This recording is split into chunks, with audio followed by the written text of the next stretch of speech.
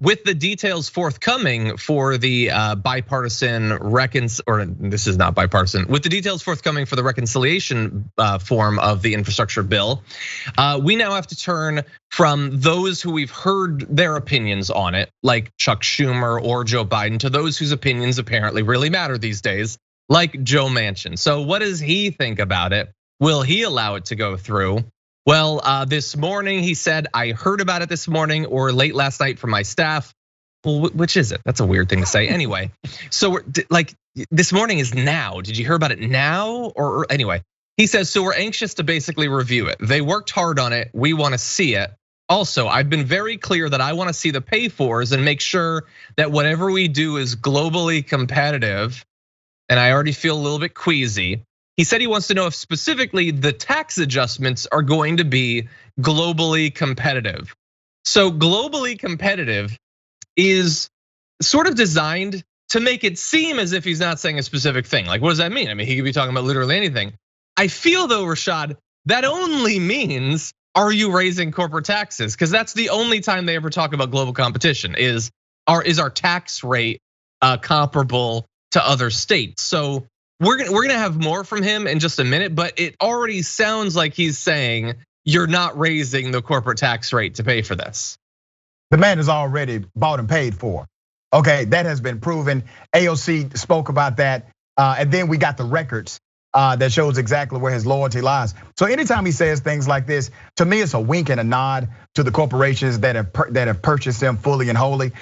Any bill that includes Joe Manchin is already a bipartisan bill. Just understand that. He's a Republican in de facto, and he's a Democrat in name only. Yeah, 100%. And again, I would like to throw out there, as some have been trying to do, what makes a bill bipartisan, and that's assuming that you value bipartisanship as a general principle. Do conservatives or Democrats and Republicans out there in the country support it? But that's never what they actually mean by it. Like a bill could have 70% Republican voter support. That doesn't make it bipartisan if all the representatives are being. So that's a weird way that we operate as a country. But anyway, he goes on to say, I'm open to looking at everything they provide, okay? They're going to have to provide all the information that's going to be needed. They worked hard, they should have a proposal. Okay, that's all basically nonsense. Sure, you'll look at it. The American people, and this is where it gets even darker. We have a debt of 28.5 trillion right now. We have indications of inflation spiking. What's going to happen the generation coming after us if we don't have some kind of controls or some basically brakes on different things? So I'm looking at everything in a holistic way. Well, holistically, he's a brake on different things. That's all he is. He's there to stop the Democrats from getting anything done. But what does he support potentially? Well, asked if he supports expanding Medicare to cover vision, hearing, and dental care, he responded, dental is a very important part of a person's health.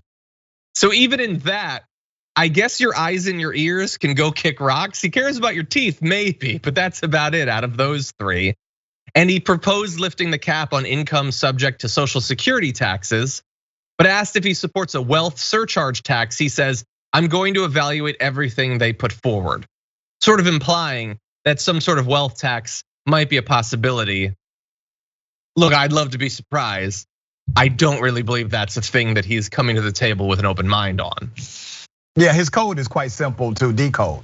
Anytime he doesn't give you a direct answer, that means he gave you a direct answer. His direct answer is, no, I'm not going to support that, right? Here's the issue with money and politics, and the reason why we have these challenges that other nations do not have. We allowed for unlimited money inside of our political arena. Well, what does that mean? That means that you're no longer making decisions based on a policy platform, you're making decisions based on a profit platform. And not only is he setting himself up to have a windfall of money so that he can fight challengers, but he's also setting himself up for a great retirement plan. There's no telling what this guy would do after he leaves the US Senate, but he definitely has a cushy landing spot with a lot of these same corporations that support him now. 100%. Yeah, no, he likes the money that he's getting in donations now, but that's not even personal money for him. That can influence him a little bit. The money he's gonna get someday, and has in the past because he's already served on boards and things like that.